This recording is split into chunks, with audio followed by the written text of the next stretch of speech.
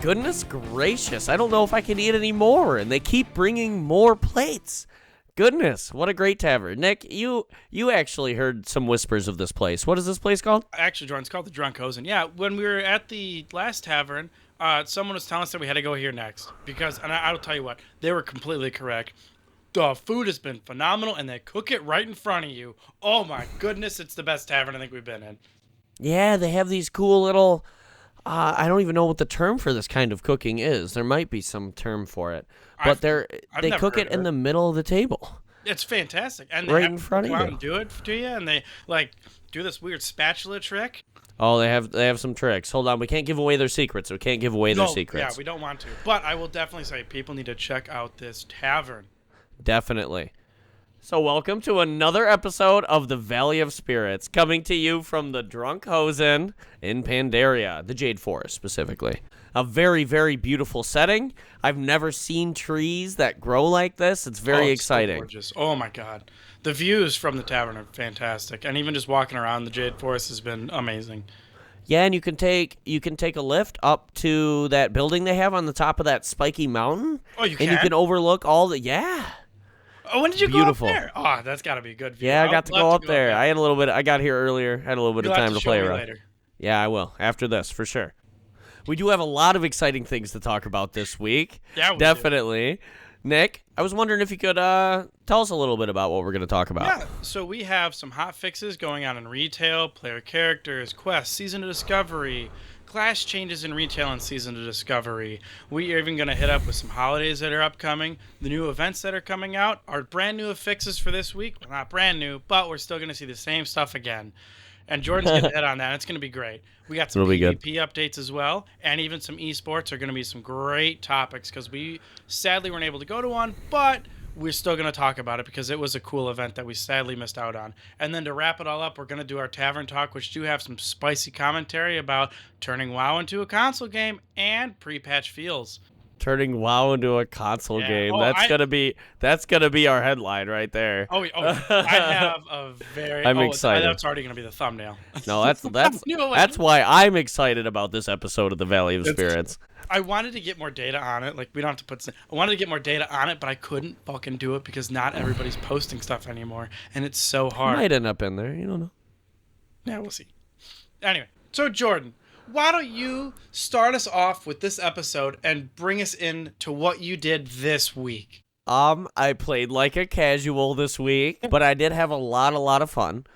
Something interesting to note here is that Warrior in the pre-patch state, mind you, we don't have hero talents. This kind of build is designed to have 10 more levels on top of it. So you should understand that some of the balance issues will be fixed with the hero talent tree, for example. Right. Yeah, it's going to... I think the way they're doing this is great. Like, dropping the pre-patch, which they always do, and they're giving us this new stuff, and I would assume they're testing the waters right now. They are. I think they're figuring out a fundamental issue they have is the people who really take the time and take work on their beta are probably pretty good at the game. And so then when they release this content, you get where I'm going. I get where here. you're going. Yeah, yep, I'm picking up what you're putting down. So it was a little tough at first. I always expect things to be broken in the pre-patch, but so what I was getting to was in my normal raid, as my warrior, I did top damage 7 out of 9 fights. Well, and you were having trouble with it. Correct me if I'm wrong. Weren't you having trouble with being top DPS like you used to be prior? That's correct. So then, do you feel like that the changes are good for warrior in this pre-patch? I don't know. Still gotta wait and see. We have to see how the hero talents add into this. This is just, they expected us to have one hero talent when they released these patches. And when they tested these on the public test realm, we had a hero talent. Right. And so now we're doing all these classes without the first hero talent because it didn't work in the live. It broke lots of things. Right. And so obviously if they held back from implementing something in this glorious flawless patch with no bugs, you could literally not raid for the first couple of days because bosses were bugged. So we are getting into the war within pre-patch. We'll save it for the Tavern Talk. So for raiding this week, I did get the normal down ultimately through all the bullshit. I got the normal down on my Evoker and my Mage. Did you pick anything fun up? That's a good question. Did you get any good loot? No, I wasn't there for loot. Oh, just That's why your question was, I did. It was interesting to be able to challenge the group so hard. Okay. Especially on my warrior. Like, there was a couple of DPS that were really upset that I was doing so much damage. Really? And all of a sudden, me doing the 320,000 or whatever damage I'm doing on the fight, the 280 all of a sudden does 290 in the next fight, does 310 in the next fight. Yeah, and now I'm like, I hit 340 on that fight. Sweet. I cranked that one. So it was really cool, the competition, playing with all the top guys, having all of us like try to arm wrestle. Yeah, I love it when that happens. It's always fun. Yeah. You start getting people to be like, they shouldn't be doing more than me. I need to be the best. And they're like, pain in the forehead, Yeah, I gotta sweat harder. So that was a lot of fun. I did do a couple of dungeons as well this week.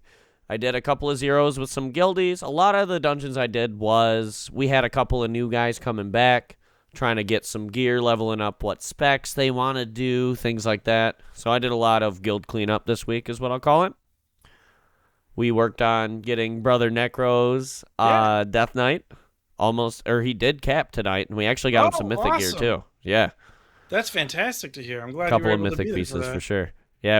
I called the group of Mythic Zero Chill, and then nobody complained about. Obviously, me, and thank you, Sully, for coming if you're listening. I do really appreciate it. But me and Sully were very well prepared for a Mythic Zero. Let me put it that way.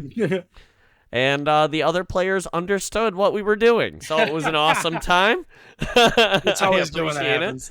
I love it when people be like, "Oh, I see what's happening. We're good with this." Like, oh, let's it's roll. so there would be AoE effects where like Necro would have 350,000 health, and the AoE does 400,000 a tick. It's like, well, sorry, dude, you just got erased, and there's nothing you could have done about it.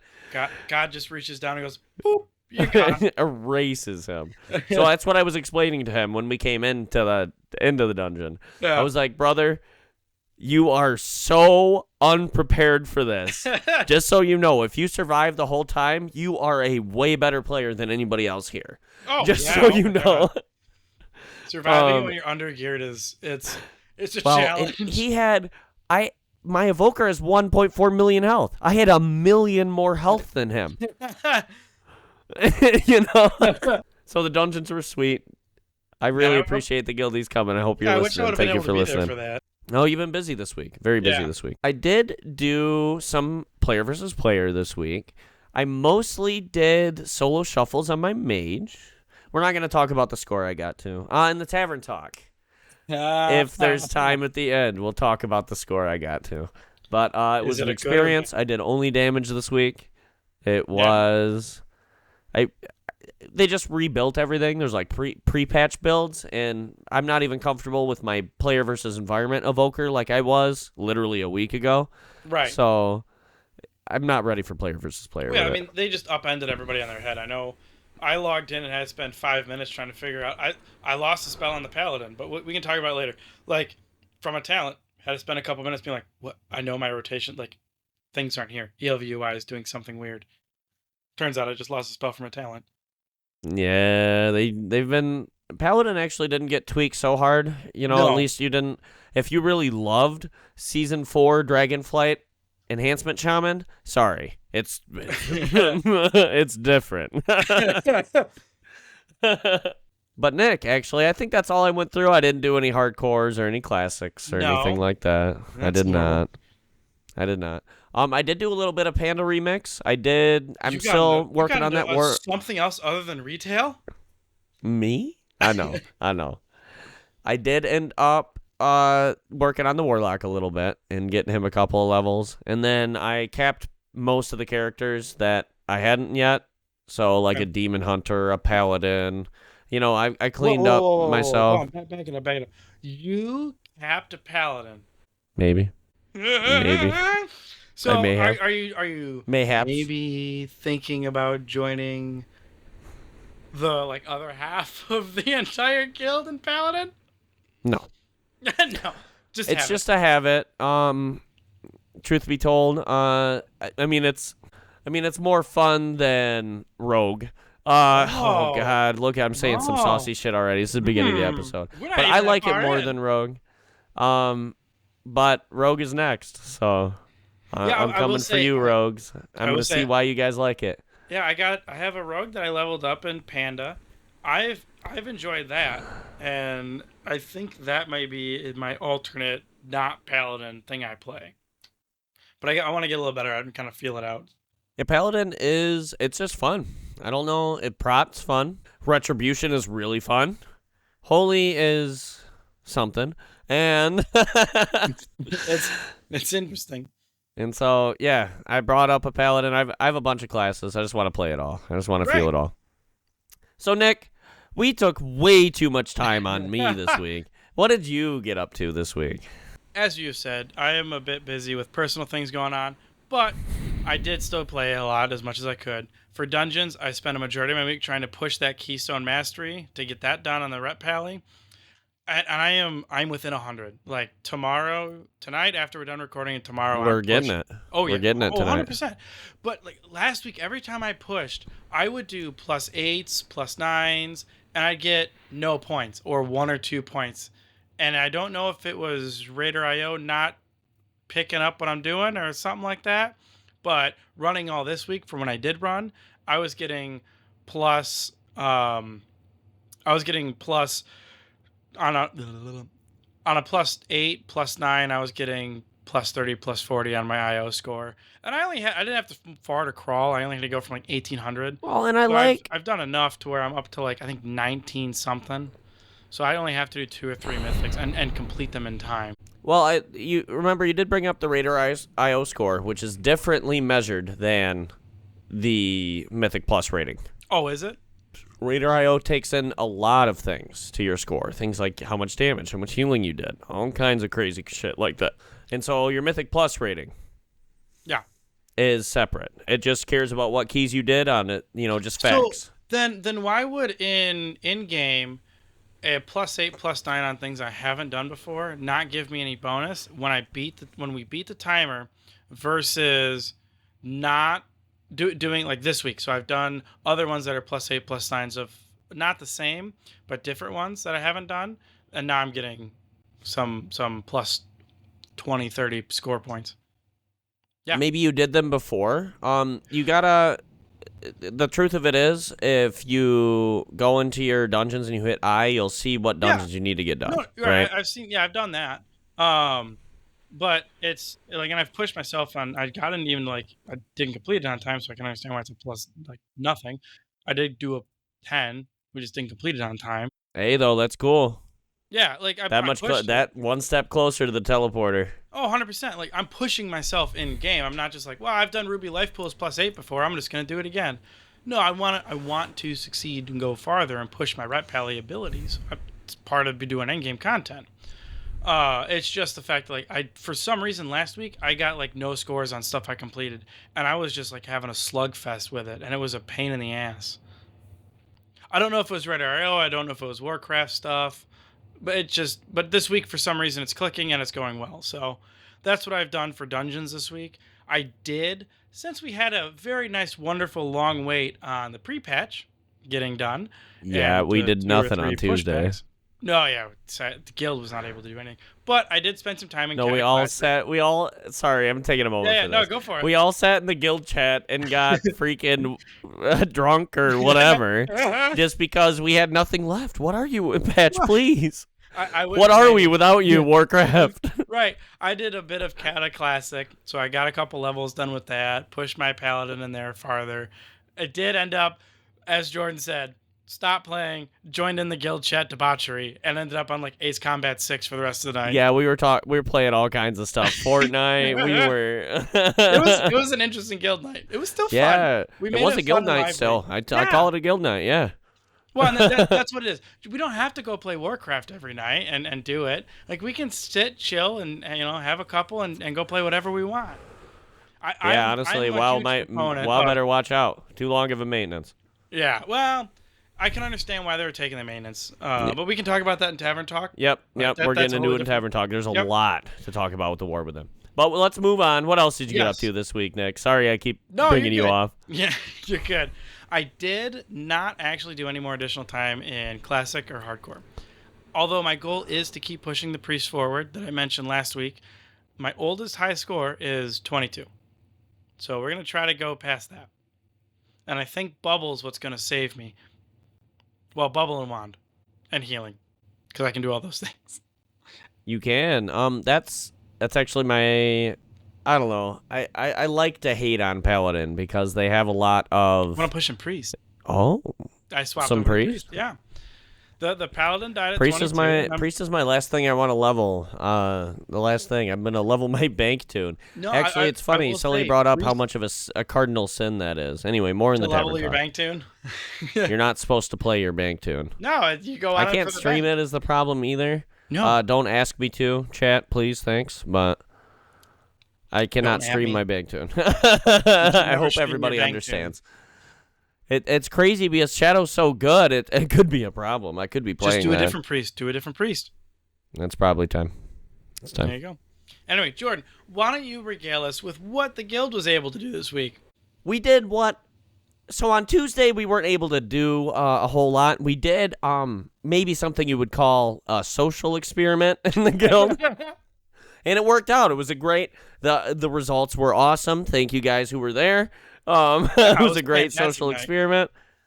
On Wednesday, we ended up doing some keys with some... We actually ended up crunching some keys with a neighboring guild, actually, is what we did. We brought Short Chit, Short C-H-I-T named, along. And we also brought... she's a goblin. She's really cool. Hope you're listening. Short Goblin. Hope you're listening. Just wanted to make sure that was clear that it is S-C-H-I-T. Not what you're thinking. They did join us for some keys, and we ended up doing some work towards Keystone Master. We ultimately weren't able to get her Keystone Mastery, but she was able to get it the next day. So we made a few steps forward. We got her a couple 100 points. So that's good. We definitely helped. Always that plug and chug, and even if it's with the neighboring guild, that's what we want to do. Yeah, helping people out. So that was pretty exciting. I think that's pretty much the end of the guild week. We wanted to do a bit of a MOG run on Saturday, but it ended up kind of falling apart. So we're definitely interested in doing some weekend stuff, some mythics, some transmogs. We'll see. Oh, yeah. See what kind of stuff we're trying to do. So we do have hotfixes. We are going to touch some of the more broader War Within changes here coming up in the Tavern Talk and how we feel about the pre-patch so far. That's why we're just announcing some of the things. Some of you that have been playing the pre-patch, these are going to be relevant to you, these changes. We will be talking about the pre-patch review, so to speak, a multi-part series that's totally not organized in the Tavern Talk here at the end.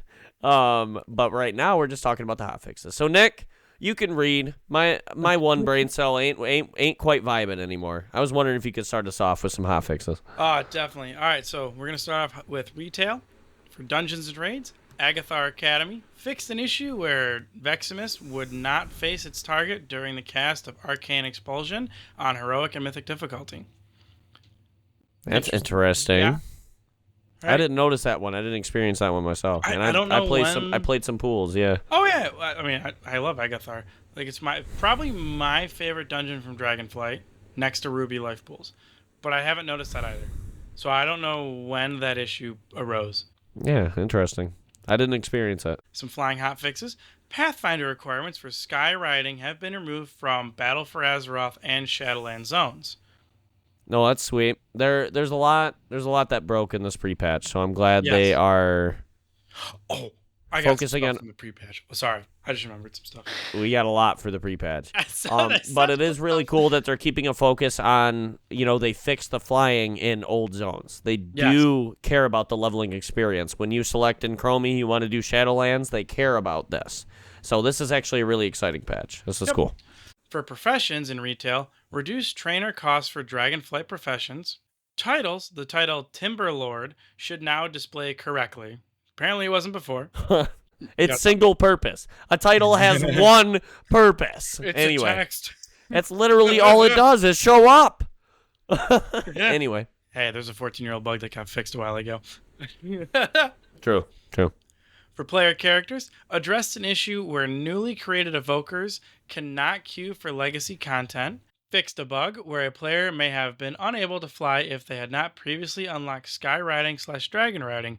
Any player characters in this state will now automatically turn on static flight mode when they log in. Using a character boost, race change, or faction change no longer disqualifies that character from doing heritage armor quests, which is actually pretty interesting that I don't understand why that would be a bug. It goes to the coding in my brain. Like I can understand how it may or may not be. We are seeing how, let me put it this way. I talk about how a WoW 2 will have to happen eventually. Yes. And we are seeing the consequences of not having a WoW 2.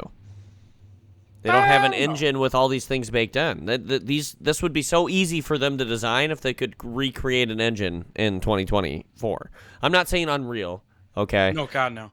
But Graphics they would have games. way better tools using something like Unreal, right? Right. We'll talk about that in Tavern Talk. Yeah, Tavern Talk. That's a Tavern Talk. Tavern Talk. For quests, Edward has removed where he placed his notes and has set them back out for players, following them to complete handling it. Moving into Season of Discovery, increase the number of Firelands Invader, Obsidian Reaver, and Obsidian Sugar spawns for the Black Rock Eruption event across Searing Gorge. The Might of Stormwind buff will now appear properly in the tooltip when a Chrono Boon is used. I think it's interesting. There are so many people in the community calling out the fact that they love Horde so much more in this. But the truth of it was, it just didn't work for Alliance. They created an entire mechanic to balance it. Yeah. That wasn't there. Yep. And it doesn't work. you know? Well, the Alliance shouldn't work. No, they shouldn't. No, that's a feature, Blizzard. Chill. What are you so worried about? What are they so worried about? That's a feature. Moving on to items in Season of Discovery. Devil Core leggings and Devil Core gloves patterns can now drop from additional sources other than King Mosh. All of the revamped or new Molten Core items that were strictly unique are now unique equipped to allow master looters to hold these items during raids. Season of Discovery versions of recipes should now be available again from their trainers, making turn-ins for profession quests possible. Burning Essence will now always drop from the Dark Coffer in Blackrock Depths. Librams of Resilience now have an additional chance to drop from certain bosses in Blackrock Depths and Blackrock Spire. When Might of Stormwind is restored from a Chrono Boon, the buff will now appear properly in the tooltip and will now correctly appear to the player's pet. You may now mount while Gift of Gob is active. Dark Moon card Sandstorm will now correctly hit enemies that are within line of sight and not hit enemies that are out of line of sight. Dark Moon card Decay, internal cooldown now increased to 3 seconds, and Pix Zixus now offers the Drakestone caster offhand for 50 Undermine Real each. Developer's note attached to this. While we don't intend to put everything of this nature onto the vendor, the offhands from Sunken Temple felt right to us. I've always talked about Season of Discovery being a bit of a test platform for them. And so these Sunken Temple rewards, they're trying to see if that, like, are we pulling out our pitchforks? Are we lighting fires about that? Are runes a problem? But a lot of people are playing Season of Discovery, so no joke. So I like how they are trying to appeal to make the game more playable, honestly. More quality of life. They are. All right, our last chunk of hotfixes for Season of Discovery. Professions. Mixology now always gives at least 2 potions as intended. Professions with adjusted level requirements for expert and artisan ranks have been returned to their original level requirements. And that's going to wrap it up for our hotfixes. Jordan, do you want to do our class changes? Yeah, so we do have a lot of class changes in retail. So remember, this is updated after the War Within pre-patch notes. We're talking about some of these changes. Yes. So retail specifically, we have Balanced Druid. Wrathcast by Convoke the Spirit now consumes Dream State buffs from Nature's Glance and a Meter Cell Season 3 2-piece set armor bonus. A Meter Cell Season 3 2-piece set armor. Demonstrate now increases the damage of Wrath and Starfire by 80%. It was 100%. Interesting nerfs on the pieces of druids. That's kind of interesting. The same set, Bestial Wrath, Dire Beast Summon duration was reduced to 10 seconds. It was 15. Some more Huntsmaster Call things we're going to talk about. They obviously wanted to tweak that some. So they made 3 changes. Fenrir and Hadi attack damage was reduced by 20.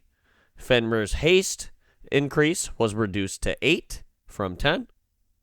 And Hadi's pet damage buff is reduced to 6 from 8. For Survival Hunter, a Grenade Juggler. What a name. Sorry, it cracked me up when I read it. For Survival Hunter, Grenade Juggler procs will now apply 1 explosive shot to the primary target. Was primary and secondary targets. Players who had a Wildfire Bomb override from Wildfire Infusion's previous iteration will have them removed. This is them fixing a lot of the bugs with Hunter. You may have noticed in your recent War Within, Hunter was really, really, really, really, really disgusting and broken. What? Until it wasn't. No. So they fixed it. They messed up on one spell. It's fixed now. Sorry, Hunters. I love you if you're listening. Stop pulling stuff. Destruction. Stop pulling out the dungeon. Thank you.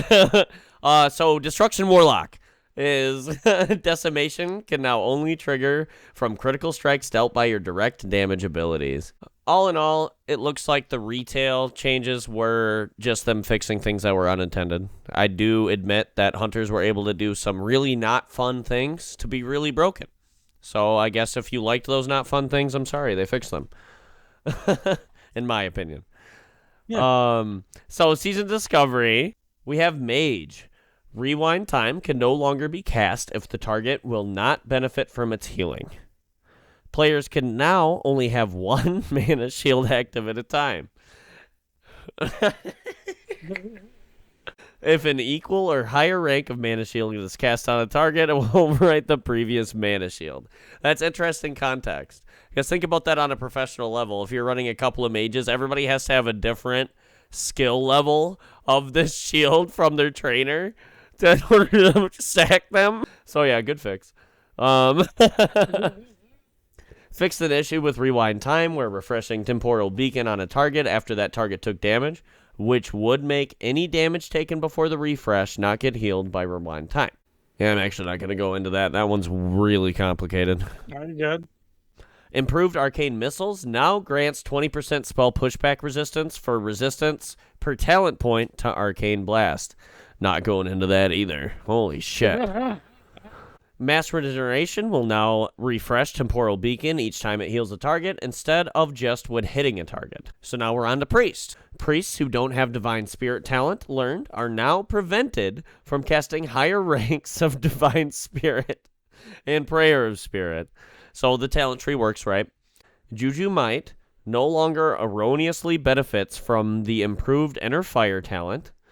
Vampiric Embrace heal range is increased from 30 yards to 40 yards. Yeah, imagine being an Evoker.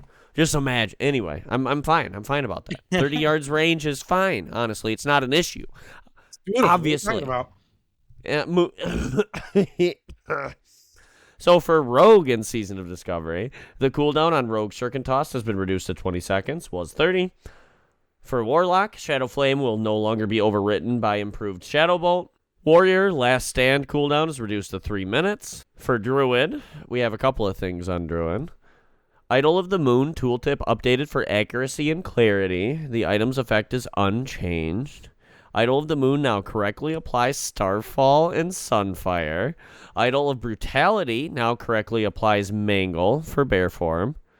Idol of Ferocity no longer incorrectly discounts Mangle in bear form, and Idol of the Dream now correctly affects Swipe in cat form. So a couple of Druid fixes. They're kind of like shadow nerfs, but a couple of Druid fixes in general for sure. Paladin. Ooh. Blessing of ooh. Blessing of Sanctuary and Greater Blessing of Sanctuary no longer stack. Libram the Consecrated is no longer removed by ticks of hallowed ground. Malleable's protection version of Divine Protection will now correctly share a cooldown between its 2 ranks and Divine Shield. The cooldown on Paladin's Avenger Shield has been reduced to 15 seconds, was 30, and the duration of its movement snare effect has been reduced to 5 seconds, was 10. Warrior Rampage now appears as a buff when activated. So a lot of that was just fixing. A lot of us regular players, our regular humans, thought that shit was working already. It turns out it wasn't. It's a lot of those Season of Discovery patches. Like, I read those talents and thought that was how it worked. Turns out, didn't work. So they're fixing that. They are trying to stay true to the tool tab. So coming up in this coming week, Nick, you want us to bring us through maybe some holidays, a little bit of events? Yeah, all right. So for holidays coming this week, we have the Trial of Style. Compete in a fashion competition, one of epic proportions. You can speak to any transmogrifier in any major city to enter. This goes on from August 1st to August 8th. And the Dark Moon Fair is back in town, which if you've been there, you know what it is, and it's a great time. If you haven't, it's a lot of daily quests. It's really cool to go to. It's where you get all the Dark Moon Fair cards and stuff like that. It's bonuses fun to go for check XP. out. You can get rep bonuses. Yep. You can get cool transmogs. A whole lot to do with the Dark Moon Fair. Oh yeah, there's a ton of stuff to go do there. And it's open for the week from August 4th to August 10th. Moving on to events, we have the PvP event, Deep 6 beginning. Also, Dragonflight Dungeon event is beginning, which allows you, when you can defeat a final boss in Dragonflight Dungeons, they're going to drop you an extra piece of loot. No, I actually got to utilize this a little bit. We're going to talk more about how much I appreciate the group I played with. Definitely more in the Tavern Talk. But very exciting. I got to take advantage of this a little bit, so I'm pretty excited about that. Jordan, I've hit the events and holidays we got going on this coming week. Do you want to bring us into what we can see for affixes? Oh, the affixes this week. Oh, goodness. We have Tyrannical. We have Volcanic. And we have everybody's favorite. It's a home favorite. We have Sanguine. Oh, God. Woo! Oh, Just God. kidding. Yeah, honestly, fuck Sanguine. So, Tyrannical is boss enemies have 30% more health and inflict up to 15% increased additional damage. So, this is boss week. Keep in mind that your boss fights are going to be when you're lusting. It's not so much about how big of the trash pulls you can handle. It's more about if you can handle the boss mechanics. Volcanic. While in combat, enemies periodically cause gouts of flame to erupt beneath their feet of distant players. So we've talked about this a little bit, Time. What they mean by distant is if you are within a certain range of the boss at all times, melee are kind of immune to it. Ranged, this means you have to move. There will be movement. That's it, though. If you move out of the Volcanics, you're a baller. Get it. Keep blasting. And then we have Sanguine, which they've nerfed to Oblivion because it is a very complicated affix. That takes a couple of people in the group to be coordinated to pull off Sanguine correctly. This is the one where you will watch when people die, they put a red circle on the ground, and you can't stand in it, and the tank cannot keep enemies in it because they heal. The healing has been nerfed a bunch, but they cannot keep the ads in the Sanguine. So you're going to see much more mobile fights. I mean, it's nothing. We don't have a Waycrest. I didn't like things like Waycrest. You didn't like Waycrest? What? No, I loved Waycrest, but not on Sanguine Week. It's not hard on Sanguine. Pull it out. Pull it into the big areas. There's Guide it like around. 2 places to pull it. I know. You know? Like... No, I didn't care what week it was. I'll run that dungeon every day. I know, Oh I my miss God. it. I miss it. It's coming back. Don't worry. I'm sure I one of want the it back so seasons they'll bad. have Waycrest and the War Within. I'm sure. They can't resist Waycrest. I just love the soundtrack alone. Is good. But yeah, Sanguine, get ready for tanks to be active. Make sure that you are not standing in red circles on the ground. And hopefully, good luck with your teleporters. I wish you all luck. Yeah. Because, yeah, if they're doing 10 plus, right? Good. Yes. Especially with Sanguine. It's not the worst week. There was that week that was Incorporeals and fucking Raging. Not cool. Not cool. Oh, that was a pain in the dick. Like, Nick, would you touch on our PvP changes? Not too many. Definitely. Updates. We're seeing Milicia and Fieldmaster Emberath now correctly offer their Dragonflight Season 4 War Mode equipment until the launch of the War Within. Resolved an issue that sometimes prevented healers from being able to dual queue in rated Battleground Blitz. And that wraps it up for our PvP updates. So actually, Nick, I want you to bring us into the esports news this week. I can do that, Jordan. So for this week, we have the Dungeon Dojo Invitational event that's currently going on at time of recording. We record on Sundays, so it's actually going to be completed come Monday, the 29th. This is an unofficial World of Warcraft community focusing on groups for Mythic Plus, raids, fun events, and they do giveaways in a positive, all-inclusive, and safe environment. What's amazing about this event, and even though we can't share the end results yet, and we will next week, is that even today, they hit their goal of raising $6,500 for Make-A-Wish Foundation, and teams that have joined in doing this have also received a Keystone Master, 3 Keystone Heroes, 12 Portals, on top of a personal best 3K score. This is such a fantastic community event. It's not led by Blizzard. It's not led by World of Warcraft.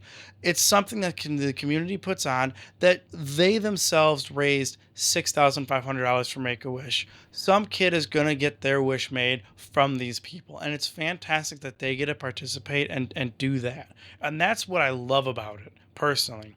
That our community is helping other people outside of the game itself. It's right. They're not like, oh, I need to sell more skins and make my freaking investors happy. Exactly. They're donating to Make-A-Wish. Yeah. And this is the most successful not Blizzard organized event I've seen yet. Yes, it's beautiful. I wish we would have been able to join this round. Hopefully we're going to be able to do it next round. If you're listening, Raider.io, keep trying. I love you guys. No, yeah, keep pushing it, please. I would love a season 1 next expansion. And like I said, I want us to do this. I want us to put that weekend aside and go help raise money for Make-A-Wish, because that's just such a beautiful thing to do. There was a lot to it. We actually will probably be saving this for the Tavern Talk in the next episode. But they did utilize a lot of really interesting and growth strategies. Yes. There was the top team right now did something like 7 or 8 21s. Oh my God. Yeah, it's crazy already. It's ridiculous. Next episode, when we talk about the finalized scores, we'll go through and we'll talk about how the scoring happens, so you can understand the breakdown of the entire event as well.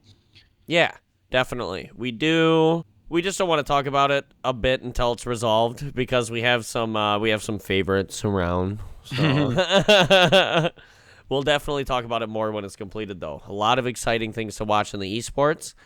I do like third-party organizations. This is how people like DreamHack show up and call World of Warcraft, hey, I want to host a tournament of yours.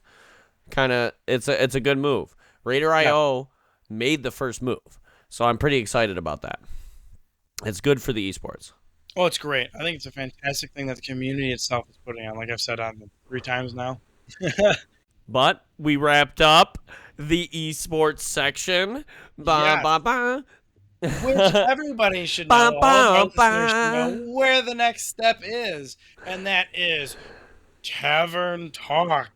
Tavern Talk, it is time. So here we are, the end of the script. It is time for Tavern Talk.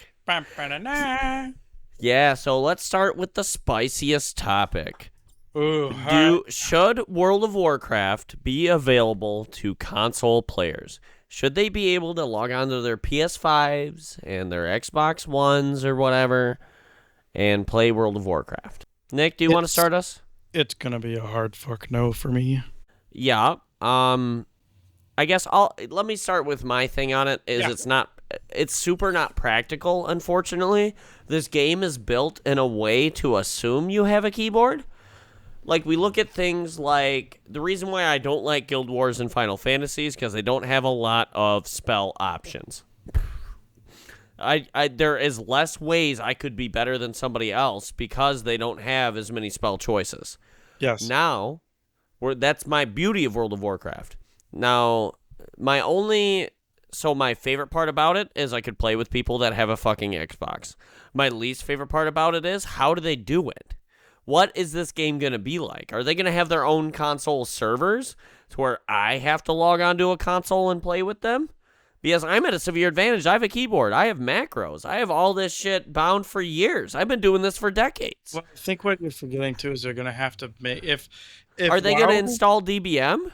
No, well, here's the thing. If WoW was to go to a console game and say they're going to support it, the entire game has to go to the lowest common denominator.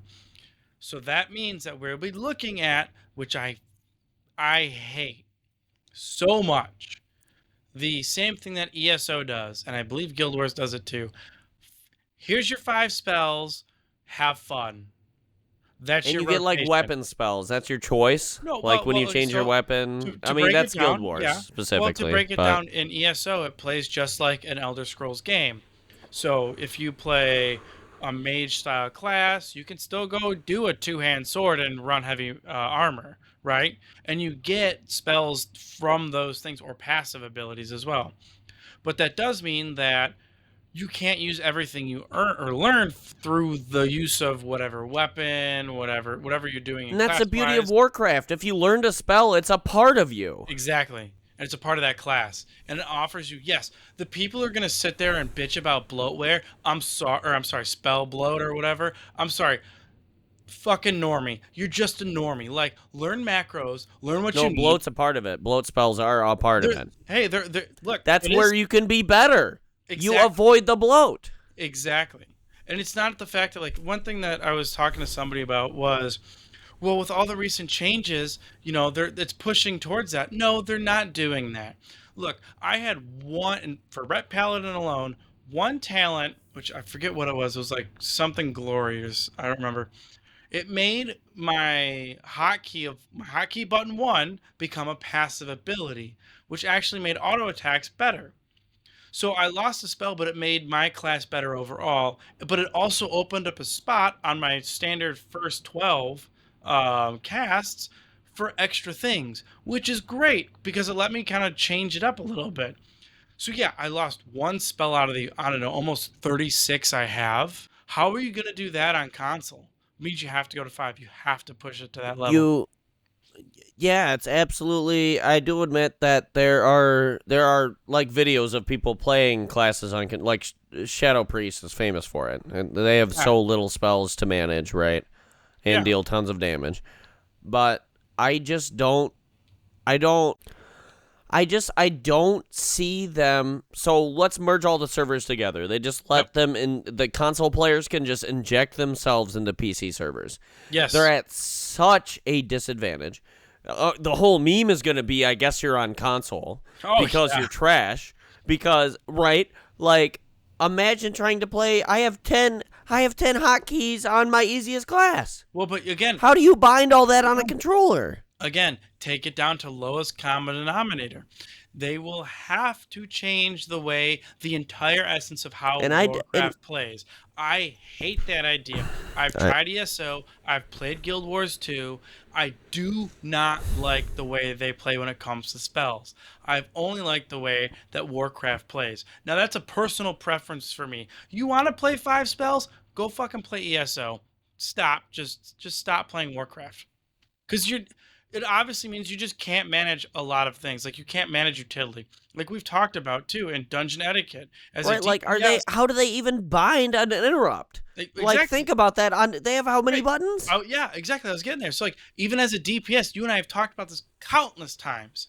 My goal is not just to output damage. My goal is to also support my healer if they need to, and cover things like incorporeals and other affixes that I can And help you need with. buttons for that utility. Yes. So alone already, if we're going to go to 5 spells, right? Okay, just to have one utility, which Paladin has 2, which I'm pretty useful when it comes to incorporeals and what is the other one? Afflicted, thank you. I'm really useful at, especially Afflicted. I'm really useful at Afflicted. My Evoker is I only really have 4 afflicted. damage spells and I have to take 1. How long is that cooldown? Because one of my cooldowns for Afflicted is 6 seconds. I have one that is 13 on Evoker, so like a Dispel, right, for Afflicted. Yeah. And then I have a Cure Disease, which is 60. And I sometimes hold my Cure Disease and just straight heal them because on fights like Breckenhide Hollow or Naku Defensive, I need to be able to Cure Disease the bad DPS. No offense out there, bad DPS out there. It's just but what happens. I need to have it, And so if we have reduced haste for a little bit, that's better than you dying. Sorry. That's That's the tough part about Afflicted. That's almost why I don't even like it when I bring a character that's prepared for it. It doesn't add to the dungeon, in my opinion. No, and I don't think that it's even going to be... let's talk financials, right?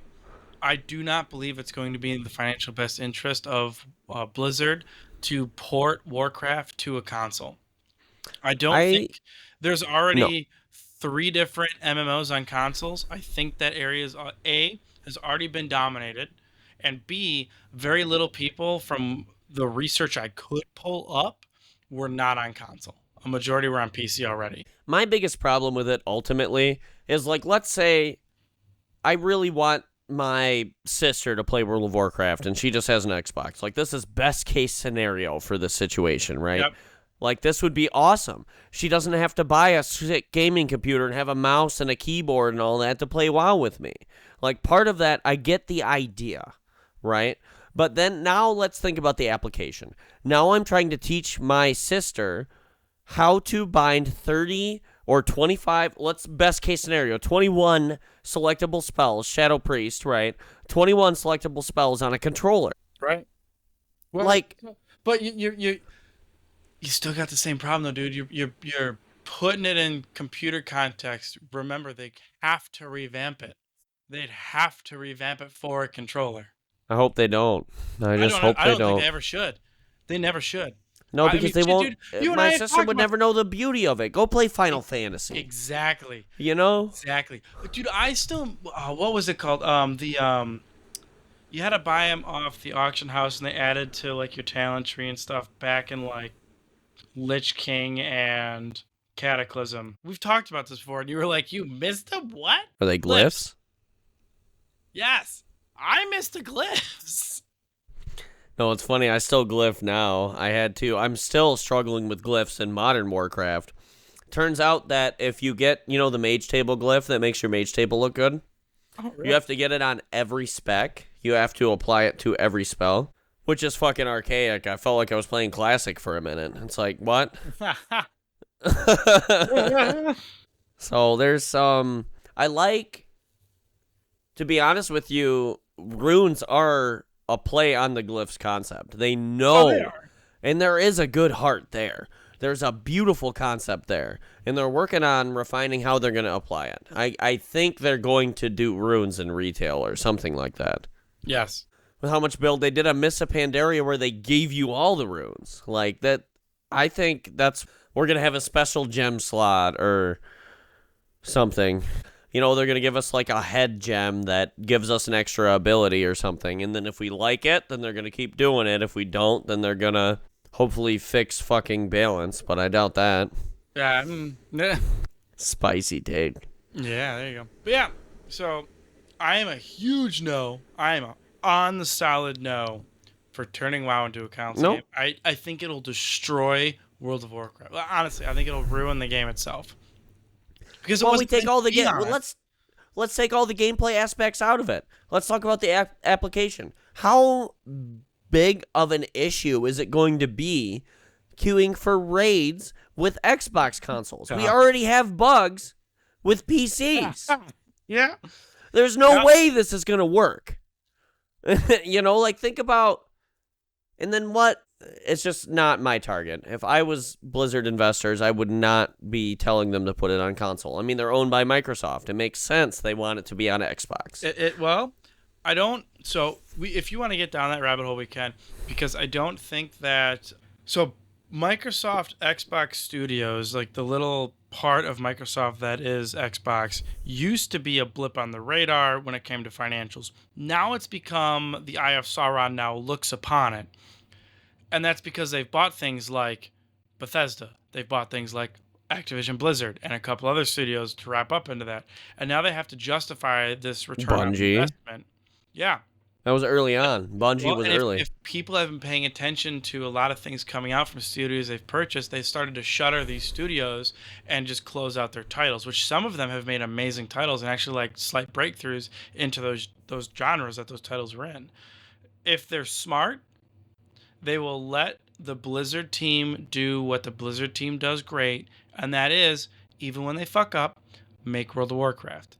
And not touch it, not destroy it and try to be like, oh, we got to go put it into fucking Game Pass, which if you don't believe me, Game Pass is actually failing. It's a failed concept. Subscribing to a full-fledged $60 game is a flawed concept and will never work because people just turn it off. And that's what's happening. It will not work in general over long term. Short term, maybe. Long term, it's not going to work. Like, they'll just destroy it if they try to, and I don't think it's going to happen. I think they're smarter than that. But that's also giving, like, people like the CEO of fucking Xbox a brain, which a lot of these people... I mean, Xbox started to lose gamers when they launched the One as an entertainment console after coming from the 360 when it was the actual gamer console. Like, they shifted their marketing and tried to shift. And it was crazy. Yeah. Like, it's like I'm a regular human being, and I could see that they should have marketed it as a gaming machine anyway, because media center owners want it to be able to play games. That's an addition. That's something they're never gonna do it. 100%. They're never gonna. That's a Blu-ray box as far as they're fucking concerned. Why am I buying an entertainment? But it has the console? capability to play games. Yep. Like, why aren't you selling that? Like, that's how PlayStation makes millions of dollars all over the world, because it's an ultimate gaming machine, right? Like, I'm not saying Xbox or PlayStation is better. I'm not getting into the console wars, but like the marketing of Xbox could be way better. And I'm nervous because since they have such a gross, misdirected marketing team at this moment, I'm very worried about my video game that's been possessed by them. Yeah. A console push, I understand. It is a cool idea. I do admit, high up at Blizzard that doesn't know anything, has never played World of Warcraft for a fucking day in his life. It's a I honestly get the idea of World of Warcraft on a console is cool. He literally does not understand why that isn't possible. Like, what it's going to do to the content. What it's going to do to how I play my character. So I'll put it this way as like my closeout argument for this. A controller player wouldn't enjoy smashing buttons the whole time. Hold on. The only people who want this to be on a console are the same people who think we have a shit ton of spell bloat and all this other crap that bitch about everything. Like, I think we talked about a couple episodes ago how somebody had bitched about... this isn't Final Fantasy, guys. Hold on. Let me wrap it up. So someone had bitched about, Death Knight has so many spells, and then when people were getting at him on social media about, like, dude, you have like 5 or whatever it is. It's the fucking normies that aren't good. There's so many spells. I don't know. It's the normies. You don't even have to read half of them and do fine. That's part of the problem in a way, right? That is what they talk about spell bloat, right? But it's a part of our game. Like, certain spells will be crazy broken sometimes. Like, that's the beauty of it. If you're a strong enough player to know your class well enough, you were still trying to do that weird kooky thing anyway that they forgot about, the developers forgot about, and now you're really good. Like, that's the beauty of Warcraft. It is, you can have 50 different rotations. Yep. You don't have to follow the rotation. And it's like when you have 5 spells in a game like Guild Wars or Final Fantasy, it's like you just hit them in the right order, and it's like your class knowledge doesn't matter. It's like I've seen druids, I've seen shamans, I've seen demon hunters, I've seen people utilize spells I've never seen before in ways. And if you make it a console, how are they going to do that? What option? That spell doesn't matter. It's not on my hotkeys. I don't have enough buttons for that. Yep. It's like somebody who wants to put it on console is really that far out of touch. Now, I admit, if you had a lot of people, like, let's say there were a lot of PC guys, like, I'm going to utilize an Xbox as my PC. I'm going to plug a mouse and keyboard into it and plug a monitor into it. Okay, now we're cool. You want an Xbox to be everything. That could work. It isn't. It's trash. I'm sorry. Yeah. I would buy a PS5. Sorry, Microsoft. I love that you're investing in my game. But, dude, I would buy a PlayStation 5 right now. Like... I mean, I love my PC. Like, I just done that. But I have a console game. I don't see it. Like, I don't see any path to success. Yeah. Let me try that again. Just with this console migration, I really don't see any path to success. I really don't. No, there is not one. I don't think that it's going to help Blizzard maintain a high quality game that is, even being the grandfather in the MMO industry, it is the king, in my opinion, of the MMO industry. Because I have tried It to is. play other ones, and I always come back, whether it's the art style, the lore, the fact that I only get 5 spells in some games, and it's like I miss it. ESO, highly detailed, is great. I love the Elder Scrolls games. I've always fallen out for that. Like, ESO, my big thing was the fact that I can be in multiple guilds at one time. I think that's a dumb idea. I just want one guild and one group of people to go play with. Why am I trying to do like 3 or 4 of them? When it came to Guild Wars, I don't remember. I haven't played that in forever. It was just more the fact of the art style. I think I missed out of Warcraft, and it just didn't click with me overall. I think a lot of it appealed to the guy who wrote Guild Wars was definitely like a resto druid for sure. Hmm. He loves the forest, Yeah, you know. But it is a big exploring game. It's like if you like questing, I'll be honest with you. To our listeners, if you really really like questing, Guild Wars does do it better. Okay. right. But the post game, World of Warcraft is elite. Is absolutely elite. Yeah, I can't. The things I'm bitching about, like everybody's like right now, famous about how there's no hero talents and everything's broken. I was like, yeah, guys, this is a pre-patch. Like, you don't have your whole talent tree yet. It's not going to be fair and balanced.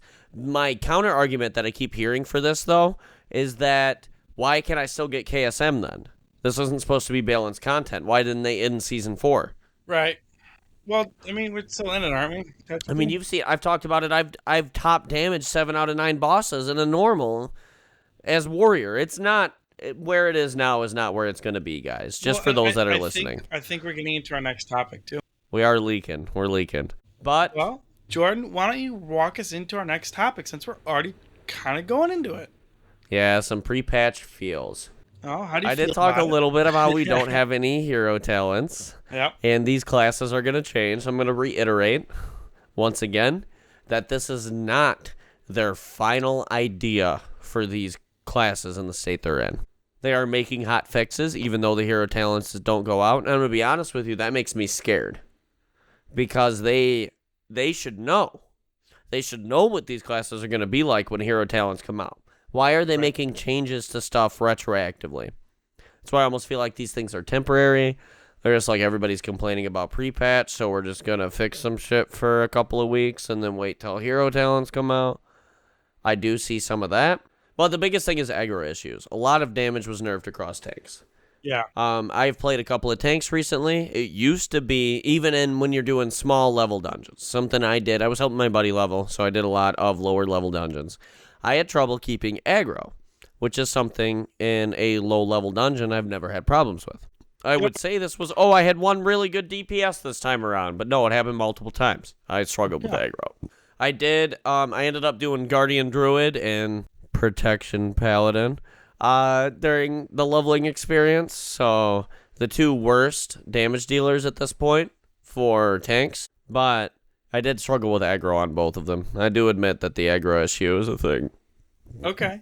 See, I will say I haven't noticed the aggro issue.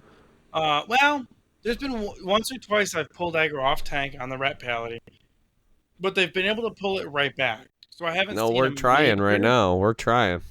Right. It might be the skill or the class, or there could be umpteen different things of why you and I are seeing different results on this pre-patch. But I haven't seen a major issue when it comes to the aggro problem. I don't think it's major. I think well, maybe this is what they wanted, actually. They wanted the tanks to be this stressed the entire dungeon. Maybe that's what it is. I gotta target properly to make sure that I'm hitting the guy that all the mages are hitting. Yeah, you know what I mean? Well, like, and it comes back how we talked about in the last episode, if I'm right, of bringing back that class, not full classic, but like that original understanding of how a dungeon composition works. You have to work as a team to get through it. I think they're trying to bring that back and not just be like, well, dungeon etiquette can go And up it's gonna hurt. until we hit Mythic 0. Everybody, it sucks because I like where they're going.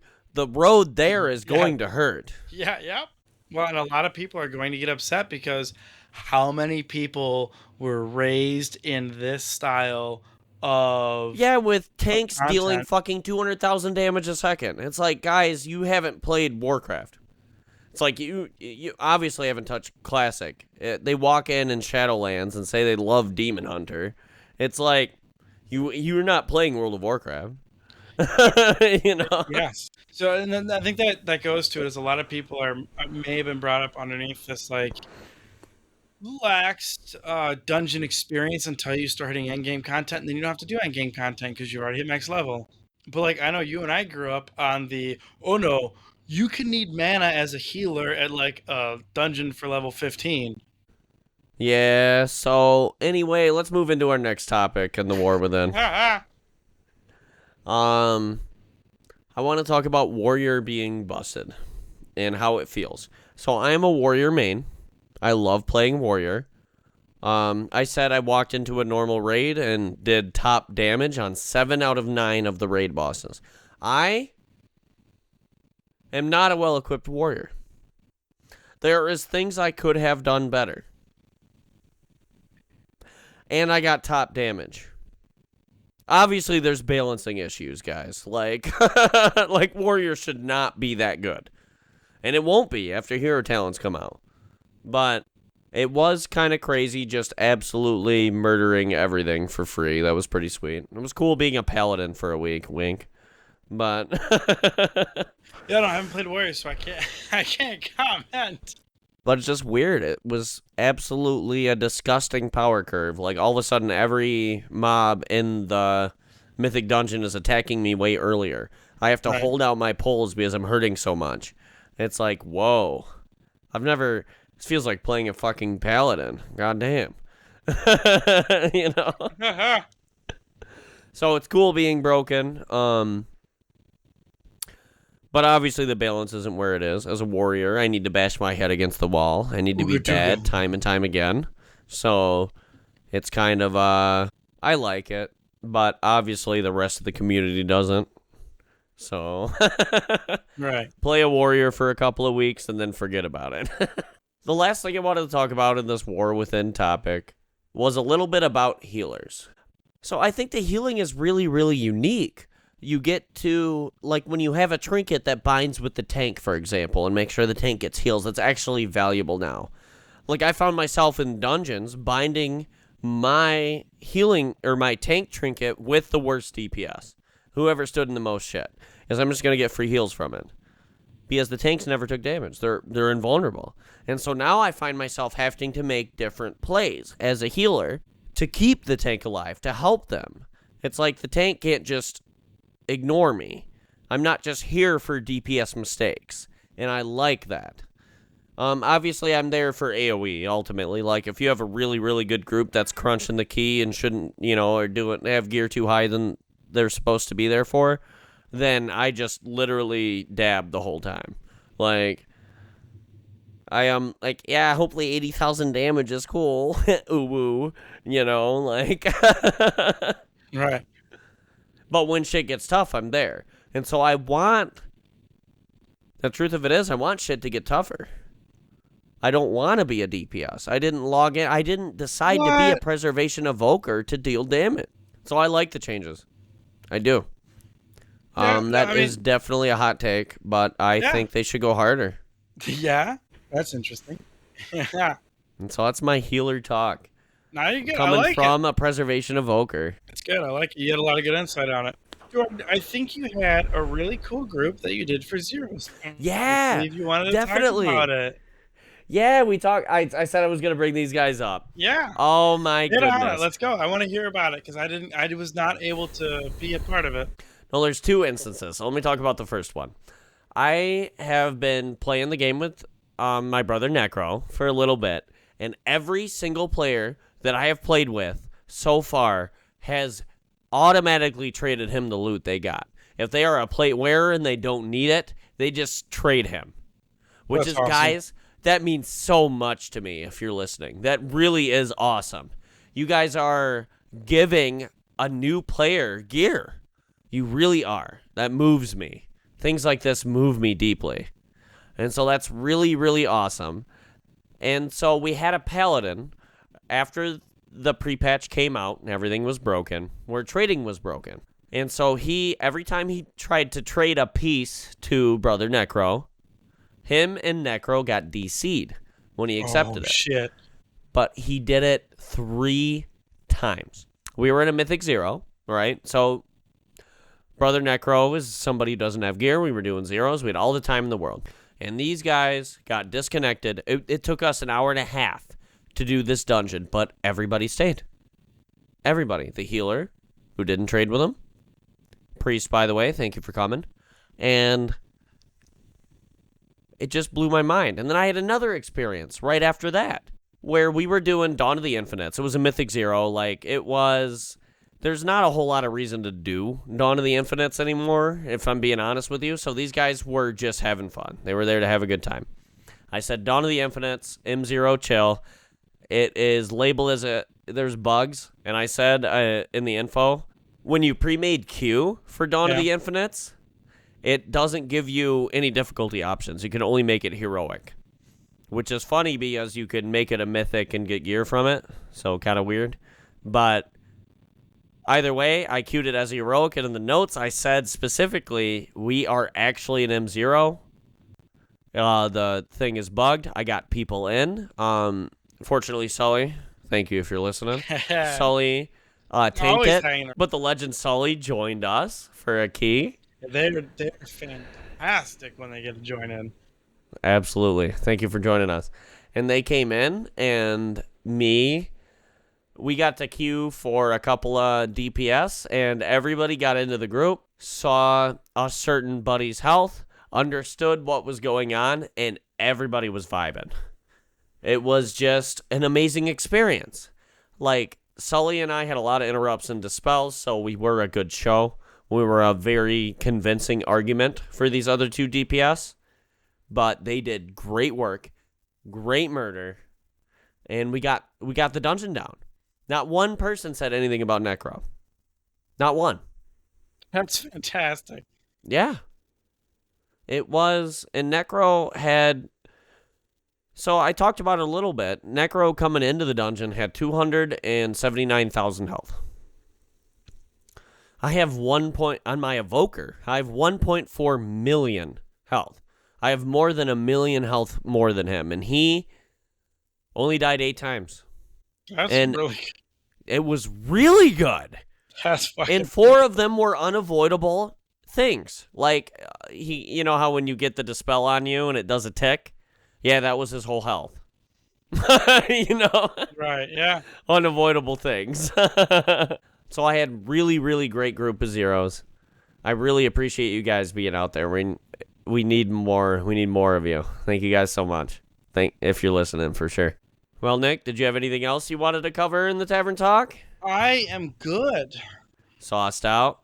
Sauced out? No, I Sauced out? Too many beers? No, I know. No, I'm talking here, bro. They cooked the food in front of us. The beers were coming fresh. I just kept watching all the rice fly everywhere. It was... Yeah, you got to catch it in your mouth, bro. It's part of the game. Dude, it's great. I love it. Fun game. Got to get that agility up. How else am I going to get my cloak? Oh, Nick, I love you. So... Is this where the froggers are at? This is where the frog... Oh? No, don't ask them that. Dude, this is Pandaria. They're still... Their economy's hurting from the froggers, bro. Oh, man. Their population has been destroyed. Hunted to death. Womp womp. So, Nick, would you send us away? We got to stop. Yep, I can, Jordan. Thank you for tuning into another amazing episode of the Valley of Spirits. We're your hosts, Jordan and Nick, your go-to Horde players. Join us in Valdrakken on the Mal'Ganis server, and look up our guild, the Electric Boogaloo, for some epic adventures. Stay connected with us on social media. Follow us on Facebook, X, Twitter, whatever they're calling it these days. You can even find us on YouTube by searching up the Valley of Spirits podcast. Do not miss out on the latest updates, behind-the-scenes content, and more. Until next time, may your quests be glorious and your loot be plentiful. And as always, for the Horde. Horde. No, it wouldn't be us if we had a good ending. So No, always got to screw it up. Yep.